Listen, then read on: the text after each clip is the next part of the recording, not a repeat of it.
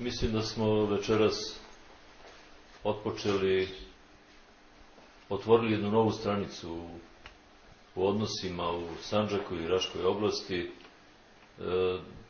Ja sam kao predstavnik Srpske napredne stranke došao kod gospodina Zukorlića sa željom da se u Srbiji stanje ne kvari, da živimo u miru i slozi, da živimo u razumevanju, da otvorimo razgovore koje nikad nećemo da zatvorimo, jer uvek ima toga što treba da se rešava, a jedino pravo rešenje je doći do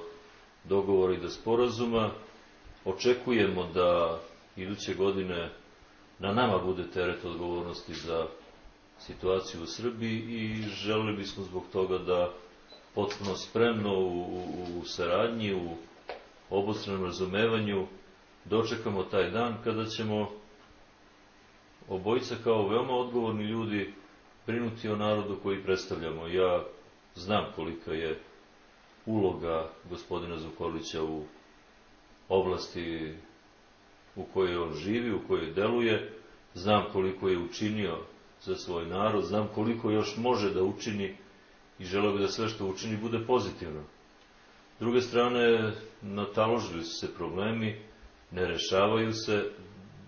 da ne govorimo ovde previše politički, ovo nije mesto ovde deca uče, stiču nova znanja, ali previše se toga nataložilo da bi moglo mirno da se posmatra i da se mirno očekuje kako će se raspletiti. Dakle, nadam se da će ovaj razgovor biti u kontinuitetu, da će naravno biti plodotvoran onog časa kad budemo mogli da odlučujemo o onome što država radi. Mi ne bežimo od toga da javno uvek dajemo sugestije državi kako treba se ponaša, skoro nikada nas i ne slušaju, ali da znate ono što govorimo danas, radit ćemo kad budemo na vlasti, ako pobedimo i ako dođe do promjena u Srbiji, a to što radimo, to što ćemo da radimo, bit će samo u interesu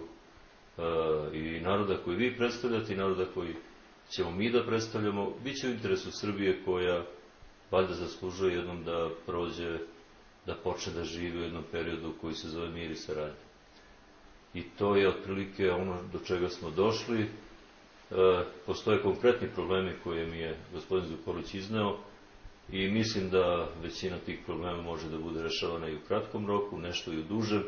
ali svakako, verujte mi na reč, ovde je danas dajem, nijedan problem koji bilo ko ima, a posebno vi, ne može da ostane da na njega nema odgovor.